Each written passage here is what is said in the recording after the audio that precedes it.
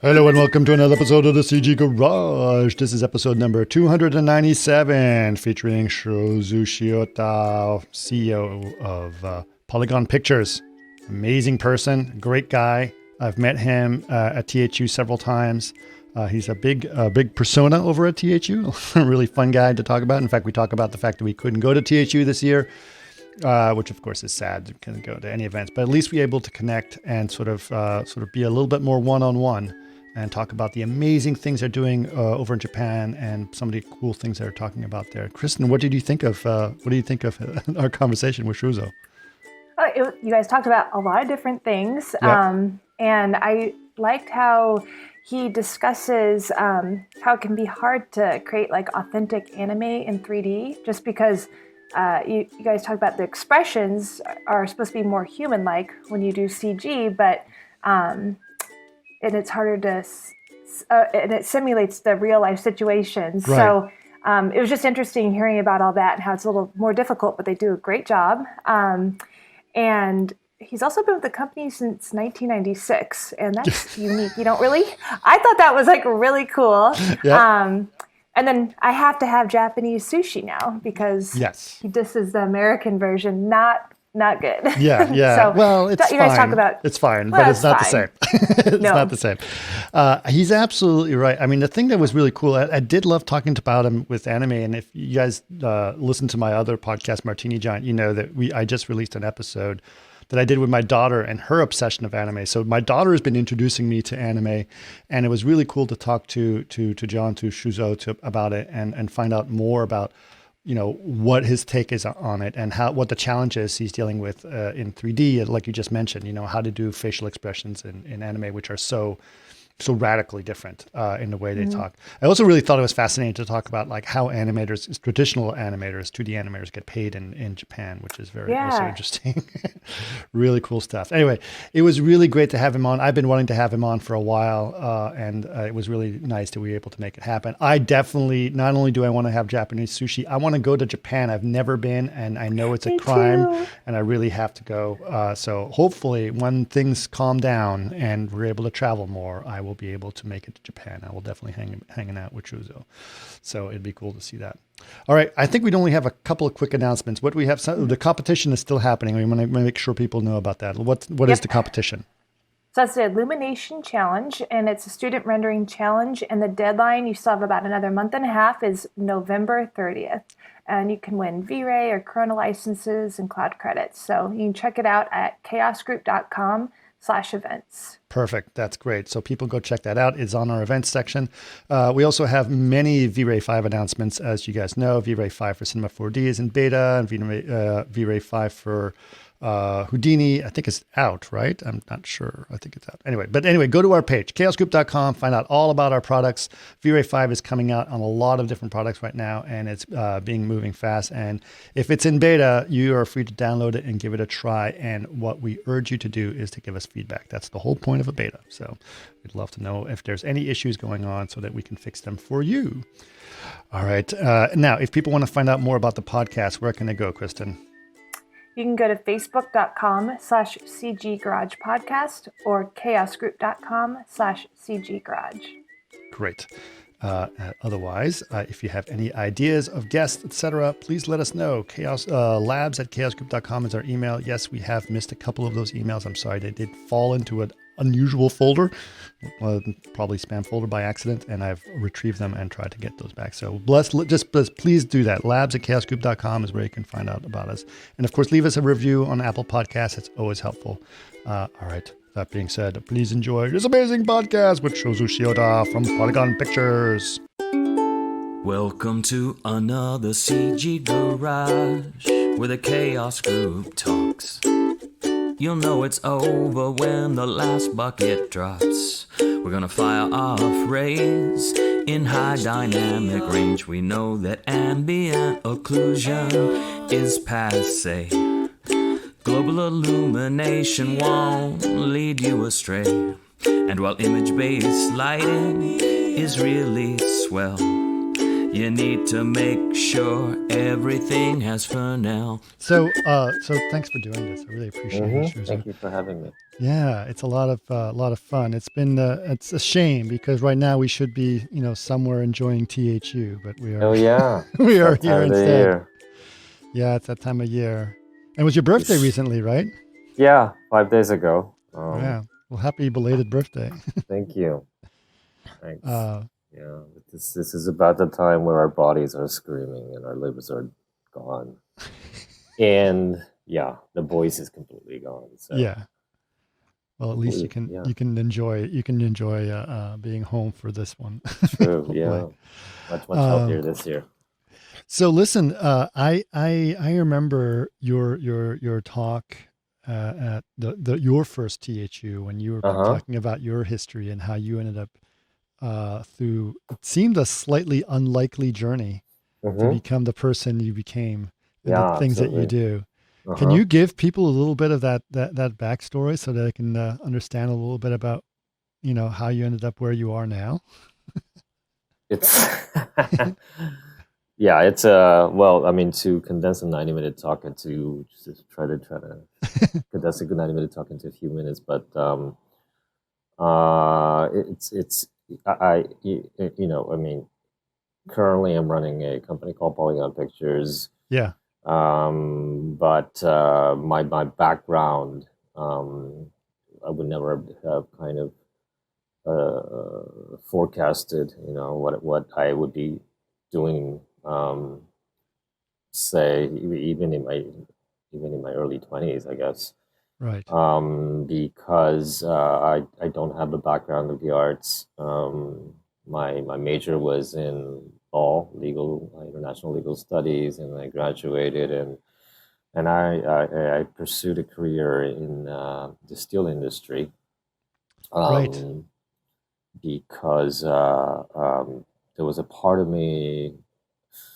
I had a very socialist streak in me all through like college, and I wanted to be with the people, to be with the people who are supporting the infrastructure of the country, and so my choices of working. When I started looking for a job, I started looking in like infrastructure jobs, like water, electricity, gas, and steel. Right. And and when I visited the steel mill for the first time, I was just blown away because it was so grand, and the people working there was so devoted to their jobs, and so the contrast of this grand whole machinery and the sound, and it was like the best theme park I've ever been, contrasted with like the intricacies, of the operations and the people who are devoting their day in day out. It was just and it just made me think I want to be here. So I got into the steel industry, but the Japanese companies are, I guess, much different from elsewhere in the world, where they don't really care about what you want to do. Right. They deem you're more suited.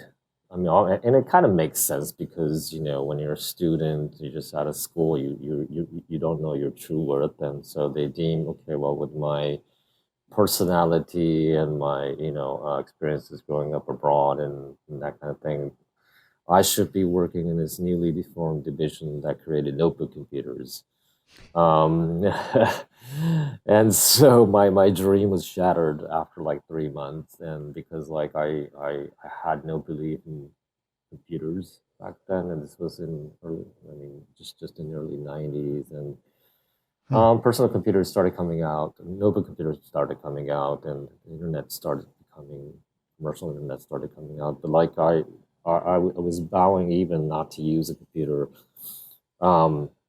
ever in my life when I was in college, because I thought it was evil. Because like my socialist streak was telling me that takes jobs away from people, and Okay. so I wouldn't have touched it if I could help it. But they would, so there they are putting me in this newly formed division that creates notebook computers.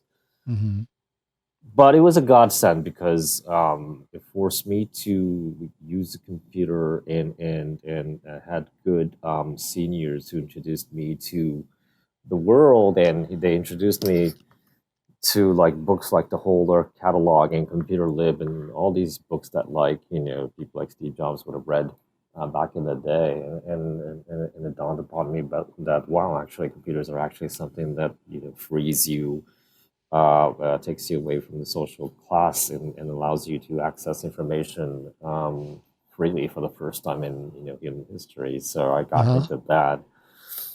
But and it was fun, and I was working in systems integration divisions, and I had a 6-year stint. It was fun, but um, then when I neared the age of 30, there was this thing in me where I decided sometime that I needed to be somebody by age 30, somebody established by age 30, and then there was age 28, and then I started feeling at this pace I would not achieve that goal, and I got super restless for about a year and a half, to the point that, but like people like me who grown up, just more like a generalist, without not a singular passion.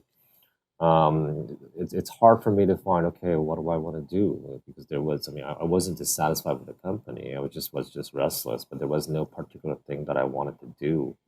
Right. And but the restlessness kind of caught up with me, and I actually had my first marriage and my daughter already, but it just caught up with me, and I just decided to quit. Because I couldn't find the next thing I wanted to do, so I just quit, and I was kind of jobless. And then was a senior former colleague who quit before me and started up a consulting business of his own, took pity on me and says, like, Shuzo, it's you gotta find a work, and so he offered me a job helping him out, consulting this company called Polygon Pictures, and he says, like, it's like, this is a company that makes computer graphics animation, which I had absolutely no image of. And but he says, like, it's an interesting company, and they had this, when Polygon had a one of the first hits in its history, 95, the year before, with this penguin character called Rockin' Harper, which started in a commercial, and Polygon owned the rights, and then it gave them lots of like merchandise royalties and stuff. And so Polygon's in 95, 96 was a very interesting time for digital content in general, and Japan as well, because 95 was the year Toy Story came out. And so computer graphics animation was in the forefront. Everybody wanted to be the next Pixar, and so people, everything was buzzing. Also, 95 was the year PlayStation and Sega Saturn came out, so the high-performance computing, consoles came out. So for Japan, that was significant in that it was these Japanese companies that was leading the pack, and so it was so in the digital content industry, particularly in games and also focusing on computer graphics, there was a lot of money flowing in. So there was this like huge euphoria going around, including Polygon. And Polygon had that hit with Rocky Harper in 95 as well. So, it seemed really attractive because the buzz was alive. It seemed to be money going around. And I had nothing else to do, and so well, yeah, sure, and so that's how I kind of stumbled in. And like I said, I had no knowledge of computer graphics. I wasn't actually a film nor an animation buff. I was more into music all my life, but not much into films or animation or games for that matter. So it just happened by accident. The first allure was the buzz and the money, because like Polygon at that time, after a few months of me consulting, they had this new gig where we tagged up with what was then Namco and what was then Sony Computer Entertainment to make a $80 million Hollywood film, a feature animated film. Okay. because again, everybody wanted to be the next Pixar. Yep. Square started making Final Fantasy, Yes. also in '96, That's and right. had a studio in In Hawaii, Honolulu. yeah. Yeah. So I was just like, wow, $80 million, that's a lot of money in Hollywood. It's like that's going to be the closest I'll ever get to Hollywood. Right. So again, the buzz kind of lured me into it, not the passion of it. But I'm here since. I mean, the buzz and the money only lasted for like 2 years, and the rest of the years it's been quite tough. Yeah. But I'm still here, and I'm still enjoying it. So I'm kind of appreciative. Well, Polygon is a pretty interesting company. I was sort of, looking at its history, and it's been around for longer than most companies Yeah, of this well, kind. it's we've this is our we celebrated our 37th anniversary last July, so Wow. we're in our 38th year. Right. So I my thing is that I think we are the longest surviving computer graphics animation studio, because in my mind that first animated computer animation studio was PDI, Yes. um, and which was formed in 1980, Yes. and unfortunately PDI closed down in its 35th year, Right. and well, not closed down, but the brand disappeared. It was Right. DreamWorks Absorbed it. PDI DreamWorks, but the brand disappeared. So Right. ILM has been around since 1977 or something, but it started out as a analog visual effects company, not a computer Right. animation company. So I mean, these things are debatable, but in my mind, I think we're the longest standing Right. in the world. So And you we're guys proud of that. started as a computer graphics company, Yeah. So we started as a computer graphics animation animation studio. studio. Um, it's kind of a cheat because it was we started out in 1983. Our founder Toshi Kawahara started on his own. It was I think one of the first endeavors that was an independent CG animation studio, and Mhm. because computers back then were super expensive, Right. so he started the studio saying we're a computer animation studio, but it took him close to 5 years to get our first computer.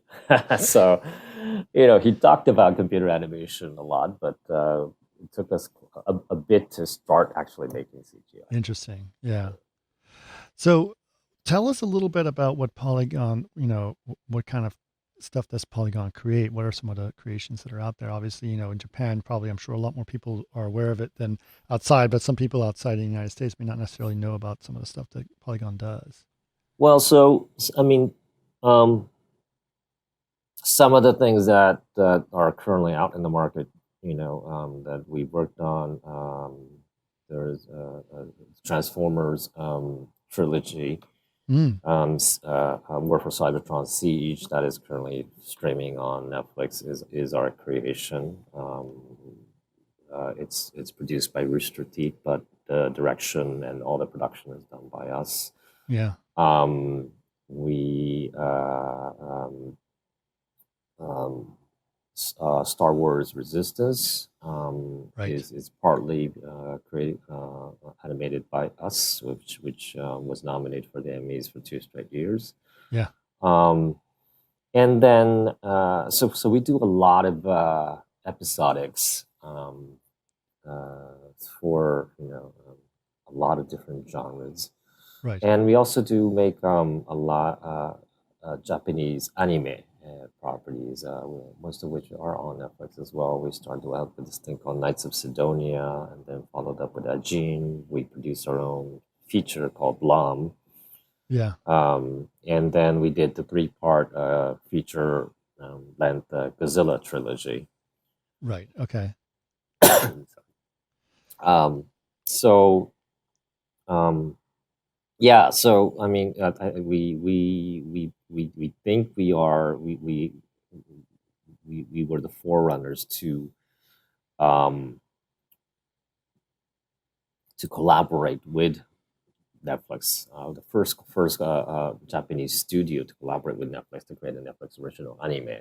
Since then, the Okay. floodgates like totally open, and so anime's become a huge genre for the Netflix portfolio.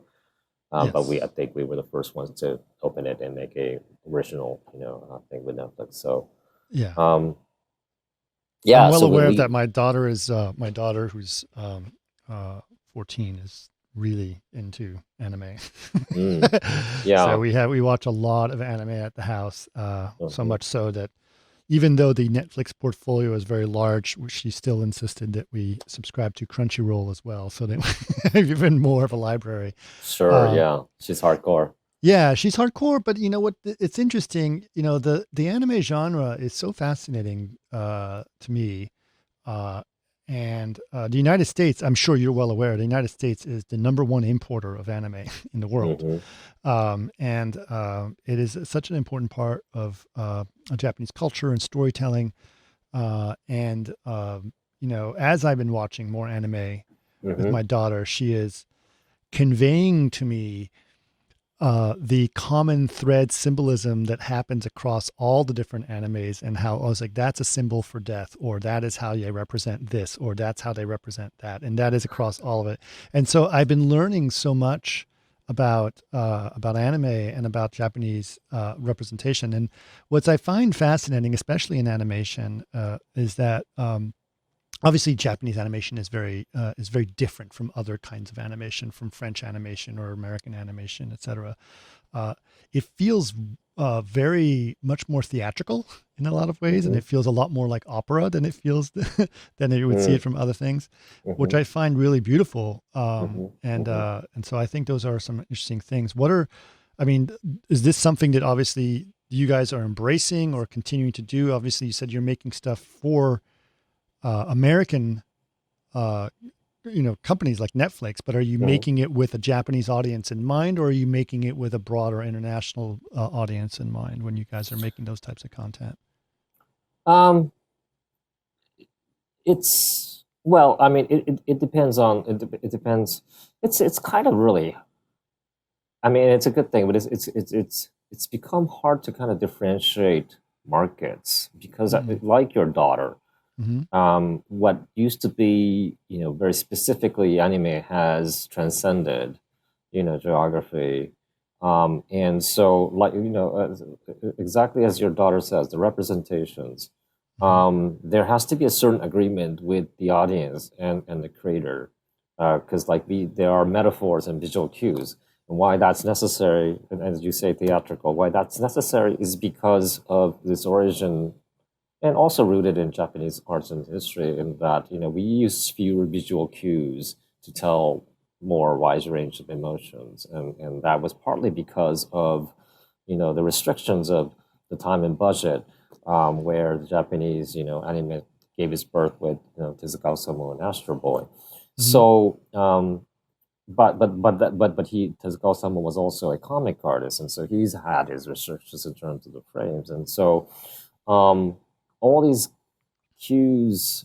It's interesting because the way of direction, the way we use these, animated frames, seems at sometimes to be very illogical because it jumps, but Okay. because we are working within the constraints of time and also amount of money we can put into each frame. So for instance, a Pixar would be able to put a lot more money and time into a certain frame than we would be able to do. But in order to compensate for that, Japanese historically has created this style to be more eloquent, but by using fewer visual cues or using fewer frames. Right. Um, so that used to be very foreign, but now that has become quite ubiquitous, and to the point that like I say this with amazement that like and especially with the proliferation of the smartphones and these messaging apps, which use so much like illustrations. The emoji is a Japanese word, right? It literally means picture word. And so communication through pictures. And we've been doing that. We essentially been doing that with the kanji, which we've gained from the Chinese characters, but Right. those are basically pictographs, Hmm. And so, but because we've had histories of doing that, I think we've grown very good at communicating through pictures to the point that emoji is now the universal thing that people use for their smartphones when the screen is the main window of communication. Right. And with that, the cues that were specifically Japanese have become widespread. Right. So and so has the stories, And so I think at this point, we don't really have to kind of worry which audience we're talking about. The Japanese audience are much more selective, and there's so much more genres. Right. But so that we do think, but like in terms of like fashioning a story or a style towards a specific audience, especially luckily we don't have to think about it because it is so ubiquitous. Right. Of course, there's a difference in that the Japanese animation market has traditionally has been open to all genres and all age groups, whereas the rest of the world has been okay. Well, animation is for kids and kids only Right. for the longest time, and it's only been recently with the advent of these streamers that it's become legit for adults or young adults to be watching animation. It has Hmm. been an underground thing where the aficionados, the fans were downloading it from the internet and then doing fan subs and supporting their pleasure via their own because no commercial channels would have allowed for it. I mean, Crunchyroll, its origination is that, right? So, Right. but now it's become legit and it's become a sizable market because because underground it's been brewing. Yes. Um, and things like Spider-Verse have come out, and where the inner child who wanted to watch animation and as a young adult, more complicated storylines, different plot lines. Um, But I think it's it's also, I mean, but there was something that came out in the '80s called heavy metal. Do you remember heavy right, metal? Of course, exactly. that was an American one, but Akira came out. I remember also at the end of the '80s, Hmm. and that was the thing that everyone's like, I have never seen anything like that, and that Hmm. completely, it was like the Blade Runner of animations, right? It was like something like you've never seen before, and it was just absolutely amazing. And I think it opened up people's minds that there is a completely different way of telling a story, and animation is a completely legitimate way of doing it. Yeah. And I it's also, for the kids here, like being Hmm. an anime fan is like being a fan of alternative rock, right? Like I like the cool stuff, right? And so that's kind of, I can see that in my daughter. She prides herself on how obscure an anime she's found or discovered, right? So, Uh, and I think that's wonderful because, I was that way when I was a geek, when I was mm, listening to, The Cure back in the day or whatever. mhm.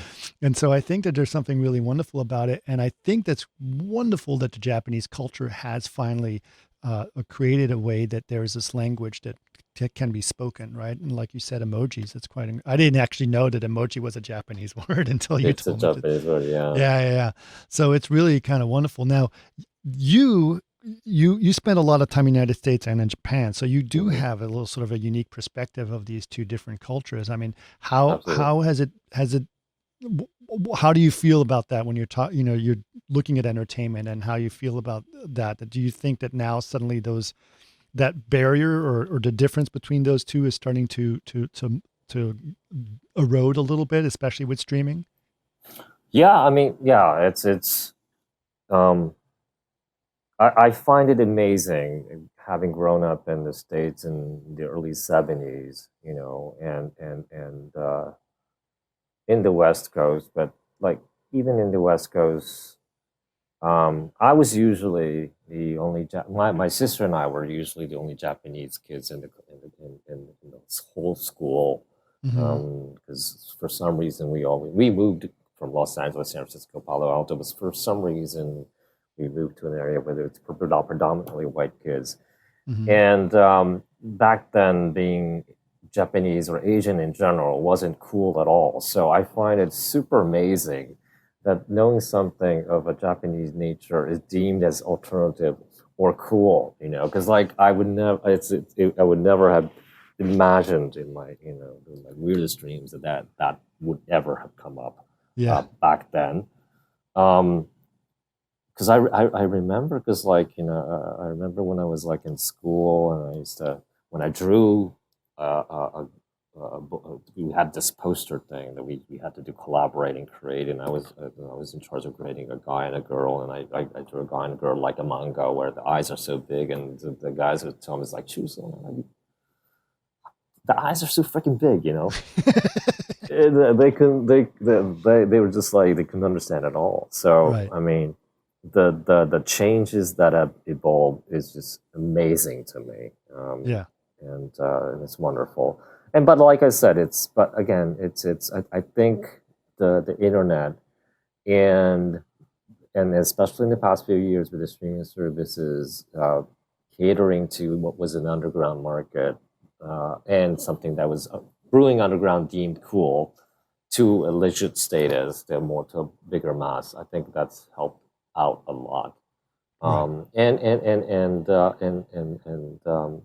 It's actually true that the animation industry here is much more vibrant, much more busier, with better budgets because of this thing that's happened. So. Right.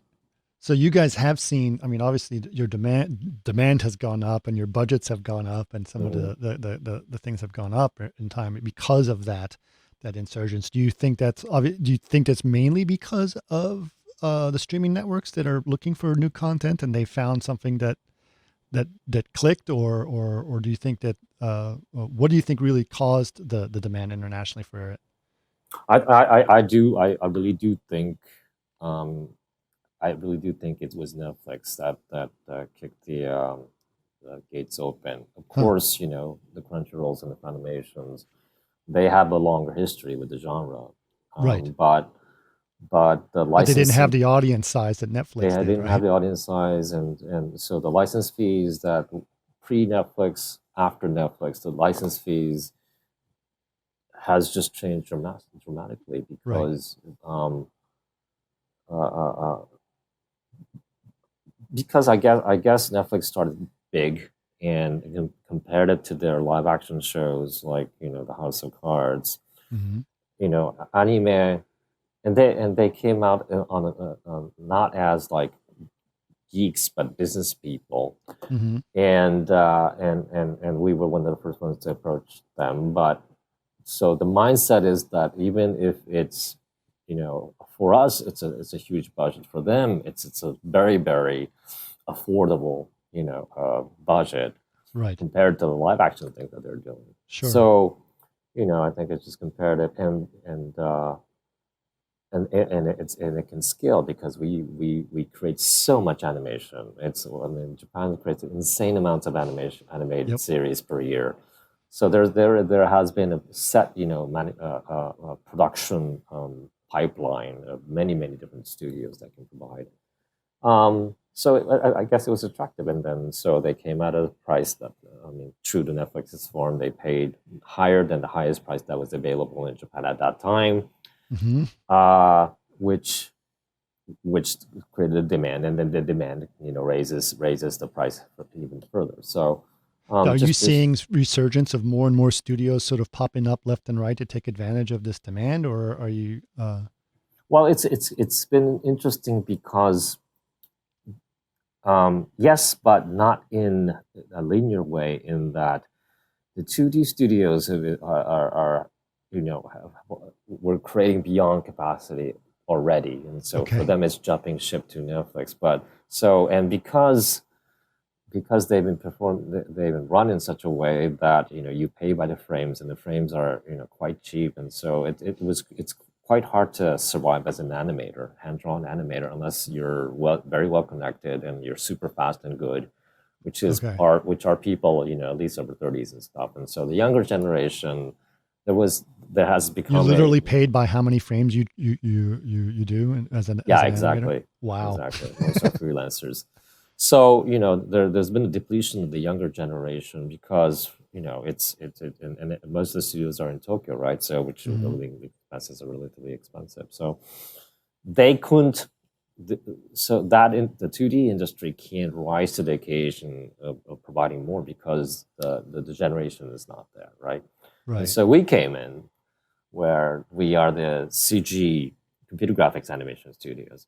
So what's happened was that the computer graphics animation studio, we were doing mostly for North America because that was where the only market was there. The anime properties we started on our own in 2014, which was the reason why we started to contact Netflix. Right. But why we weren't in the Japanese industry was because CG animation is very difficult to create something that looks like anime. I mean, and probably your daughter still may be very harsh on us on what we do. It's just like CG. It's not real anime. She's being kind to me. She wouldn't say that to me. But you're right. There was someone I know who created a really amazing, and it was all CG, and he used a style that made it look like 2D, or a shading method that made it look 2D. And her criticism is that the people looked too realistic. It didn't have the style of the eyes or the expressions or the change and the right. There's that vocabulary, the way that a face is drawn expresses how the emotion of that person is felt at that moment. It's very exaggerated, and it's hard to do that in CG because you don't have such dramatic changes in face, right? Exactly. Yeah. So one of it is technology that we're starting to overcome. But if you because CG wasn't created for that. CG was created to simulate real life situations. If it's physically correct, and if you have the computing power, CG can actually do basically anything. Right. But the expressions of anime is not physically correct. There are no, there are no hair lines that move like that, or there are no shadows that cast shadows like that, or there are no contour lines in real life, or there's no range of expressions that go like that. Right. So it's all artistically driven by the creator, and plus because by the time the final frame is done, no fewer than 8 hands passes, so draw all over the same line, which creates a wavelength, but that's the vibrancy of the anime look as well. The human hands piling on each other, whereas CG is 0 and 1. It's very digital. So by nature we have an uphill battle to climb to do something that looks anime. So technically it was very difficult. That was one thing. But the bigger thing was that because the budgets were too low for a CG animation studio to create, and so that's why we had to go to the North American studios. But because of this new trend, I'm sorry, I'm digressing. But most of the CG studios that were here, that were doing animation, were doing little bits and pieces, robots on 2D animated pieces, or fighter planes on 2D animated pieces. We're making parts, kind of like what they were doing in Futurama, for example, and stuff like that. Yeah, exactly. Got it. So now these people, because of this current trend, have come to the forefront where they're doing the main production, but using 2D elements like backgrounds. So hand-drawn backgrounds, but the character animation and the props and that kind of thing are done by these CG studios. So there's a huge emergence of what was a smaller CG animation studio now becoming the full-on production studio, doing relatively big shows for international audiences. So that's been kind of the trend these days. Yeah, well, I think that's very, very interesting. Obviously, I think where it goes is going to be also interesting. Do you feel that there's going to be because of the international demand and some of the different the ability of these budgets to change, et cetera, do you feel that is going to affect the style of animation and anime over the years to come, or do you feel that there's going to be some of the roots that still stay in the Japanese style of animation over time, or how do you think that's going to change? Well, I think the heart. Well, it's the there will always be hardcore. What everybody would agree? Okay, that's Japanese anime. But because of proliferation, there's going to be much more diversity, and I liken it to sushi. So, Okay. sushi that most of you guys eat outside of Japan, we deem is not sushi. It's kind of like horrendous. Right. That avocados are in there, or like, Yep. There was a really great short that someone did called, I think it was Sushi Monster or something like that, where some Japanese person was horrified because they're putting mayonnaise in their sushi. but Yeah. but that's what happens. Right. That's when it happens, when it goes beyond, and it's fuses with the other cultures. And if you don't, if like I'm a pretty diehard sushi fan. Hmm. So, but if I don't think it's sushi, it's a rice and something, then I eat it, then it's good. Right. So, I think that's what's going to happen. The hardcore sushi still remains, Yes. and people who have gone in from their own sushi, and if they like it more enough, they'll start digging, and Right. they want to go to the real deal, and visit the Mecca, uh, for instance. But I think that's what's going to happen, and also like um, the the thing that the anime expressions of being very aesthetically driven, being very picky about what visual cues to use, not to use, um, that will kick off a really interesting movement, and that's Hmm. where we're for. I mean, we're not like in the minds of the Japanese animation industry, Hmm. we're not a real anime studio. We're like a newcomer. Okay. So we're like somebody in between. I mean, a lot of the Japanese studios would deem us like more like an American studio because we've done so much work for like North America. So we're Right. like in between. But what we're trying to do is we also want to, however, to make a definite position for ourselves. We seriously do want to be the counterpart on in a different level genre for with the Pixars and the DreamWorks and the Blue Skies, and we know Right. that we're not going to be in a state where we're afforded their budgets, or their markets. Right. And so what we're trying to do is to use CGI in ways that they would not use, which is basically more graphically Hmm. driven, and depict stories that they would not choose because it's kind of risky, and so more for younger adult audiences, or themes Right. that are more hardcore. So um, I think more so than if more and more people watch anime and say, oh wow, you can actually tell stories like this in Right. animation. I think that will kick off more of a diverse range of storytelling and visual styles. Well, I think that's one of the things that I find so wonderful about anime, especially when I'm following them with my daughter, as you said, is that, and I think this is also the nature of streaming, is the fact that the stories are so original, right? And it's Mm, almost as if every time you create a story, you're not trying to tell the same story over and over again.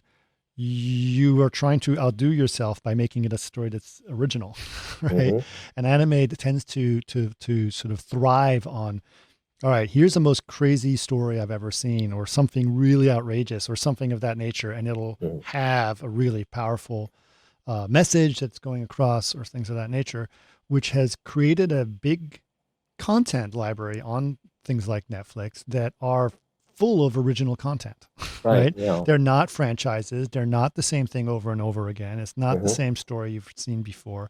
It's Hmm. always going to be very different and a different way of telling stories. So Hmm. uh, I find that quite refreshing. And I think that's going to be quite nice to have original content finally. And I think that, you know, studios like yours are contributing to that in a lot of Hope ways. so. Yeah. and and all of that starts from an ecosystem that's been developed over many years, many decades, and the reason there are so many original stories in different types of genres because most anime is derived, anime titles are derived from mangas, Hmm. and we have like I think 200 or so manga magazines that are published weekly, bi-weekly, monthly by monthly, Hmm. and for all age groups from preschool to adults, Right. and so there's a support system that Right. creates like stories literally weekly, Right. and there's a marketing pillar where okay, well, if people like that manga so much, well, they must be interested in this topic now, and therefore, okay, well, let's make it into a anime, and Right. so there's a system there. Right. Right. And I think that's also interesting is that, we mentioned earlier about the styles of anime. Obviously, one thing I found very um, stylistic about anime is that it does look like a graphic novel. There's a lot Mm-hmm. of hold, they hold a position for a long period of time Mm-hmm. because it looks like a still from the manga in a lot of ways. And I think that Mm-hmm. that's also, as you said, it's something economical. You don't have to draw as many frames if you hold a position. Absolutely, yeah. But it's also sort of a style of the animation. But Japan has actually had, I would say probably the first country ever to really sort of come up with a style that feels very much like a comic book for a long, long time. I think Hergé, who was the guy who created Tintin, was Mm-hmm. highly influenced by Japanese art when he was creating Tintin. Mm-hmm. So there's obviously a history in the art of Japan that sort of translated into manga. Wouldn't you say that's true? Or Yeah, absolutely. I think it's absolutely true. It's when so Japan was a closed country for 200 plus years up until the late 1800s, Mhm. and but it was a stable country. There was no wars, which kind of gave birth to a lot of different cultural things. And when it finally opened up in 18 in the World Expo in France in 1880 something, Mhm. and Japanese art started coming out, people just like flabbergasted because it was so free, whereas like the Western art was like in search of how to depict real physical 3D depth and Right. reality in a 2D canvas. Japan was like, fuck that. It's like, it was like the whatever works, Right. and the colors, the size of the face, the steep hill. If you want to create, a notion that mountains high, then it goes like, "Brr." And so the perception was just like, it's okay, you can do it, Right. and that kind of really amazed the Western culture.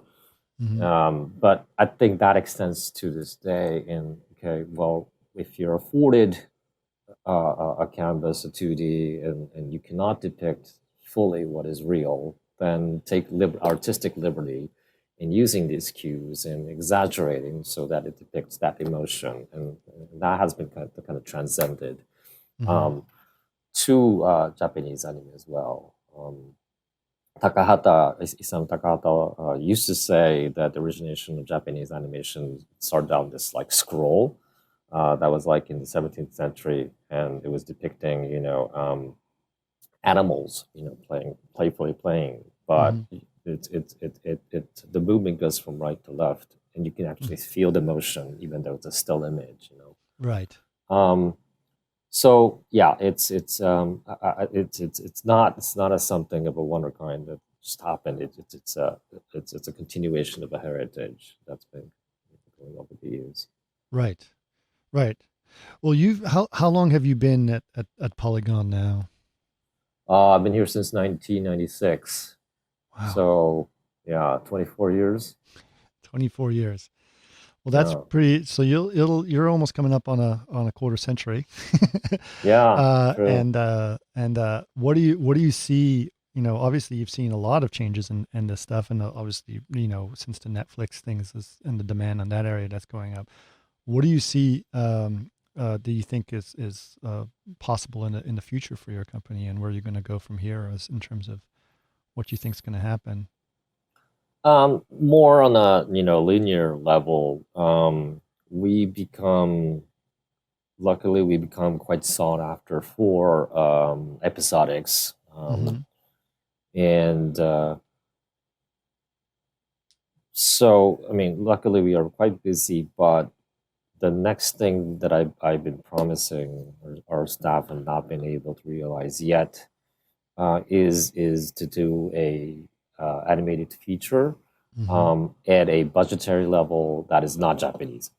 Okay. Meaning, the Japanese features are the budgets are quite low. It's like you know it's like 3 million US dollars for an Wow. animated feature, right? Wow. So it's just a notch above an episodic kind of thing, Right. And whereas like in North America, it's in the hundred millions. Um, Right. but uh, we want to get to an animated feature that is on up to par with what the Pixar's would be doing, but not in a fraction of their budget. However, and in a look and style and in a theme that is Right. not like them, more Hmm. for much more edgier, um, maybe for younger adult audience, but uh, something that a level that would challenge us, that would afford us the time and to really hunker down and try to do to go to the limits of what we can do. So Right. that's our near term goal. Yeah. Um, the mid to longer term, which I think is very important, is that um, our forte is always going to be telling stories through linear stories through CG imagery. Hmm. Um, but because the consumers are consuming things much more differently, Hmm. and through smartphones and iPads and well, theaters too. But um, I think we need to be much more aligned to other areas of entertainment. I think Okay. our content providers have to be more holistic, and if they can't do it on their own, we need to collaborate with other people who can create other like offerings like games or live entertainment. Yeah. So because um, again because the behaviors have changed and people spend there's so much more content and the window of opportunity is getting smaller and smaller and smaller. I think we need to give the market a holistic experience Mm. as soon as possible. So I think that's where like digital productions like us have a bit of an advantage because we create data that can now with the advances with Unreal Engine and Unity, we can export the data to real-time engines possibly quickly, and for the first time we may be able to realize single source multi-use content. Right. um, so that in the midterm that's where we want to go. We'll be Hmm. creating the stories, but we want to be able to create a game at the same time and a live entertainment and utilizing data at the same time. Right. Okay. So, so you feel that there's a market. So when Tim Sweeney is talking about the metaverse, that Mhm. is something you feel that is there's a you can deliver multiple kinds of content inside of a digital platform in different ways, right? Yeah, and I think we must because because if you look at how people are using their money, Yeah. what we're doing is mostly going to subscription, and we used to go to television, Hmm. but people don't pay for each individual content. They pay for a For subscription. subscription fee, and they Right. watch whatever they want, or they buy a television and pay for cable, and they Hmm. watch whatever they want. whatever they want watch doesn't come to us, right? And I think, and it's been that way, and it will be that way forever. Right. How people will spend the money individually is on like smartphones or mobile games, or spend a lot of money going to one and only experiences like concerts, Right. big theaters and stuff. Right. So in order for the revenue to come to us, we need to find a way to tag along with them. Right. So that we don't, because like production never gets you rich. Right. It's a sad fact. It's never been, and it will never be. Right. And so it's exploitation of the original rights to various platforms, and especially where people spend the money. Sorry. It's all right. It is how it is, and so we want to find that avenue digitally. Yeah, it's true. There is a lot of, my son plays a lot of Fortnite, and for a free game, he spends a lot of money on a free game. So, which is a true that model. And honestly speaking, especially since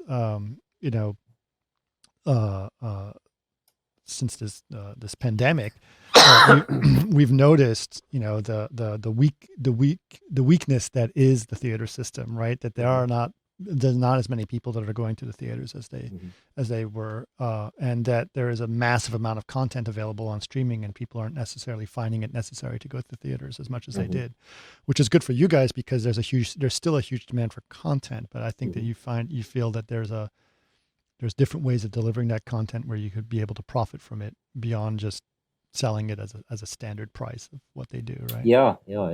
And I mean, theaters will come back. I think there's an innate demand from humans to congregate and watch something together.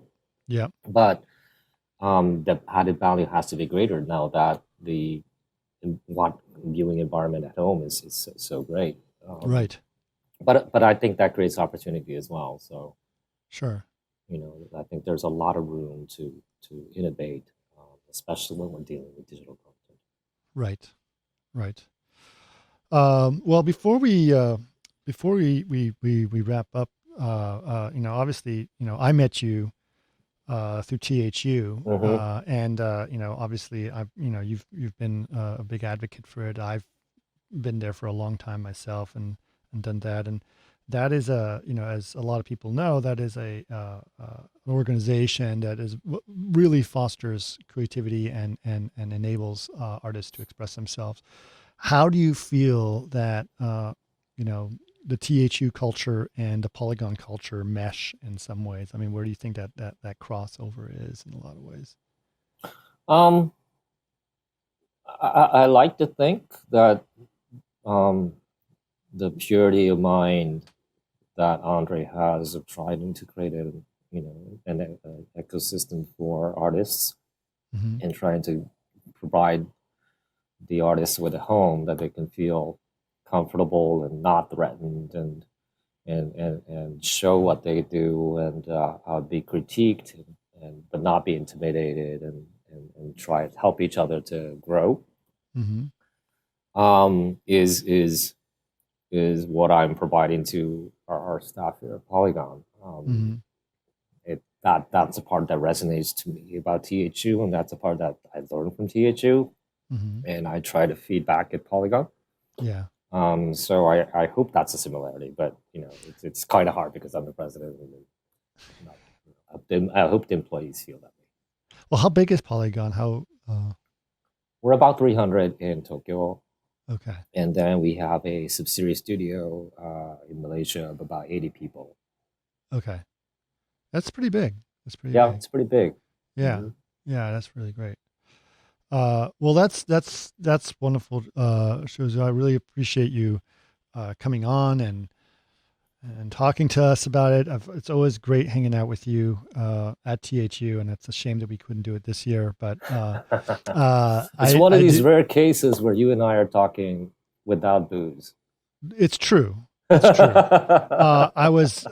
It was interesting because before all this happened, there was going to be an event in Japan, a THU Right. Japan event that was going to happen back in May or April or whatever it was, and there was going to be the Total Chaos, which is our own event in Sofia, that was going to happen right after that. So I'd actually was trying to plot out, could I fly from LA to Tokyo to Sofia back to LA and just basically go around the world. Oh, wow. And it was going to be quite a trip, but I'm unfortunately I couldn't do it, or maybe for my sanity, I was able to be safe from it. But I do look forward to, at some point having the THU Japan event and being able to come to Japan. I have never been to Japan, and Oh my God. I know, and it's been something that I've been needing to do for a long time. So I am very much looking forward to it. And when that happens, I'm definitely going to be looking you up. Well, I mean, THU Japan is in the calendars in 2021. So, cross my fingers. We're starting to plan for it. So yeah, hope to see you.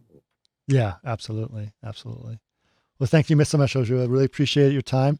And, if you have anything cool coming up, just let us know and we'll be able to post some of that stuff up on our site or anything that's going on and link it to this podcast. So that'd be That's great. cool. Thank you. All right. Thanks. Thanks a lot.